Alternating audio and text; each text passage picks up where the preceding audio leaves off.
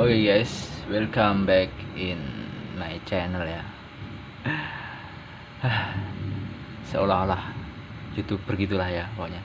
Tapi guys, yang channel ini nggak usah di subscribe. Jika kalian pengen nonton videonya, tonton aja, nggak perlu di subscribe ya.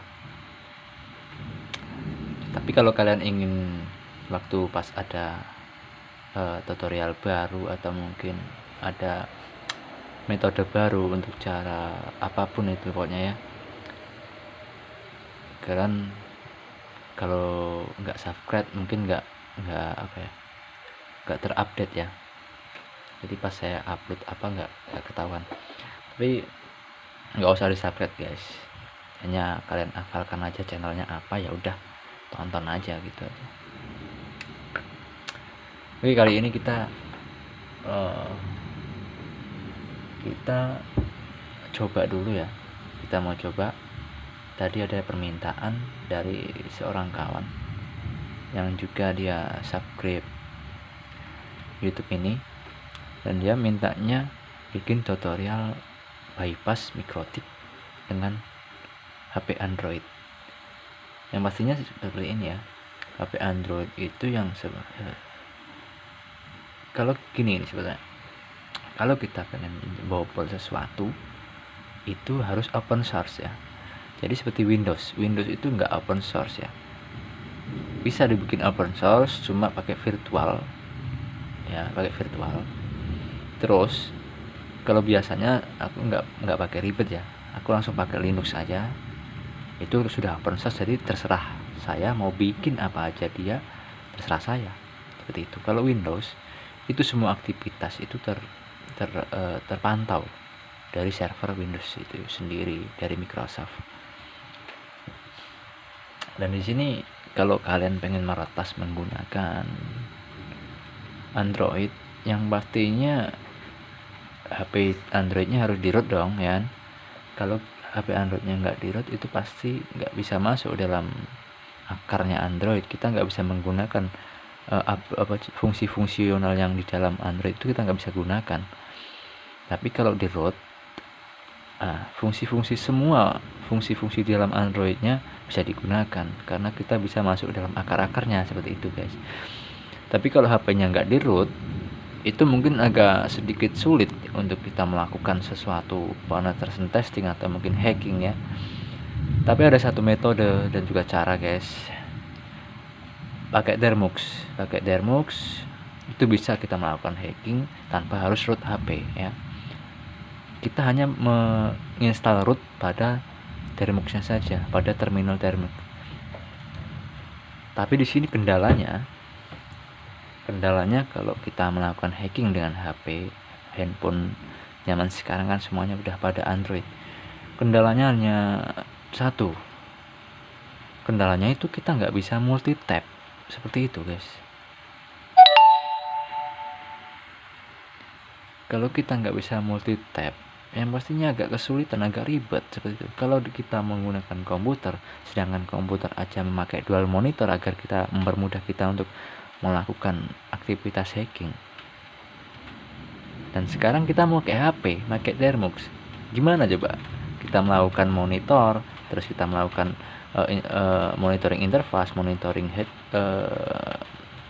monitoring jalur frekuensi sinyal itu, terus kita bagaimana kita monitoring suatu attacking interface ya. Kalau kita mobile wifi kita pakai attacking interface, terus kita menggunakan perintah dout ya. Terus bagaimana kita monitoringnya seperti itu, nantilah aku mau mencoba. Sebenarnya belum pernah aku mencoba ya, mungkin dengan Android yang sudah di-root aja yang pernah aku coba. Dan sekarang mungkin kita nggak pakai Dermux, nanti kita pakai tutorialnya bukan pakai Dermux ya. Jadi saya mau tutorialnya untuk tetapi juga tetap pakai command line, tapi aku memakai command line yang bisa multi tab seperti itu. Kalau Dermux kita multi tabnya sangat sulit ya kan, kita hanya ditampilkan dalam satu tab seperti itu. Jadi mungkin nanti saya mau bikin tutorial yang Android request teman kita tadi menggunakan terminal emulator mungkin ya, kan karena terminal emulator bisa multi tab. Tapi syaratnya kita harus meroot HP seperti itu. Nanti ini Android saya ini adalah A5s, Oppo A5s ya. Dan di sini saya mau root Oppo saya dulu 5s ini agar bisa mampu menerobos sistem jaringan dan kita bisa oprek semuanya, karena Android itu sebenarnya open source ya. Karena developernya itu agar mudah developernya itu memiliki suatu akses administrator kepada si handphone tersebut, maka kalau handphone nantinya kita root, maka developer yang mengembangkan handphone ini dan servernya tidak akan bisa mendeteksi bahwa handphone ini milik dia, seperti itu guys. Tapi kalau kita melakukan hacking menggunakan handphone, yang pastinya satu guys, syaratnya kalian harus lepas GSM kalian. Nah, jadi HP-nya hanya HP doang, kosong, nggak ada kartu SIM-nya. Kenapa kok aku perintahkan HP-nya harus kosong? Karena seperti ini, suatu aktivitas hacking itu, maka secara gimana ya? Jadi seperti ini contohnya guys. Jadi jabat tangan seperti handshake ya, handshake, jabat tangan dan pengenalan diri. Nah, si router mengenalkan dirinya pada si handphone dan handphonenya menerima dan saling mengenal, maka dia terhubung pada internet, seperti itu guys. Nah, kalau andainya GSM kalian itu ikut-ikutan mengenal si router tersebut, maka registrasi kartu kalian itu sudah dipantau oleh pemantau ya. Terus IMEI dari handphone kalian juga terpantau gitu guys. Maka aku sarankan kalau melakukan hacking menggunakan handphone, tolong GSM-nya dilepas saja, seperti itu. Karena apa? Nantinya mempermudah mereka untuk mencari dari mana titiknya.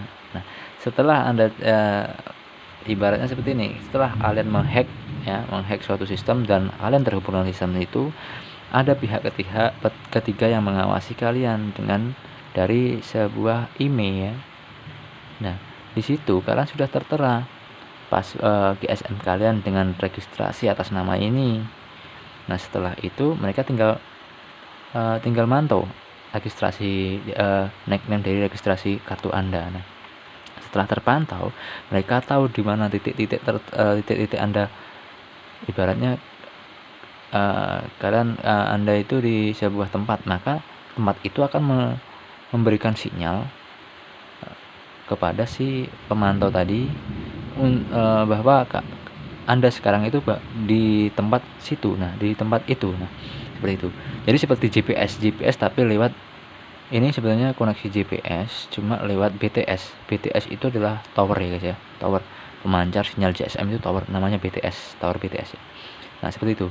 Itu bahayanya kalau kita melakukan hacking dengan Android, dan di dalam Android itu ada nomor GSM-nya dengan registrasi atas nama kamu sendiri, seperti itu. Karena begini guys, saya memberikan suatu pelajaran ini, tutorial ini harus penuh. Nantinya gimana? Kalau nantinya setelah ada yang menerapkan dan ketahuan, nah di situ kan pelajaran yang kita bahas di YouTube ini, di video saya, berarti kalian hanya menerapkan setengahnya saja, seperti itu. Kita harus bikin maksimal kalau kita mau nge-hack itu. Harus maksimal dulu, kita bikin pertahanan dulu baru menyerang, seperti itu guys. Jadi jangan asal serang, nggak punya pertahanan asal serang, ya udahlah, selesai, berhenti aja jadi hacker gitu. Oke, nanti mungkin setelah session ini saya mau ini guys, di malam ini saya mau hack semua jaringan wifi yang ada dari tempat saya sampai ke pusat Telkom. Nah, di situ saya akan membuat multiple SSID agar gimana? Agar saya di tempat manapun bisa terkoneksi dengan wifi tersebut, gitu loh. Nah, saya nggak pernah merusak ataupun mengganti-ganti settingan, hanya saya menyisipkan suatu jaringan yang tersembunyi agar saya ini bisa terkoneksi, walaupun saya dimanapun dan kemanapun saya tetap terkoneksi. Hitung-hitung dengan hitungan lah guys ya, kita beli paketan berapa coba. Nah, sedangkan kita punya keahlian seperti ini, ya udahlah manfaatin aja, gratisan terus gitu guys. Oke, saya potong dulu guys karena ini ya hujan, nanti saya lanjutkan videonya.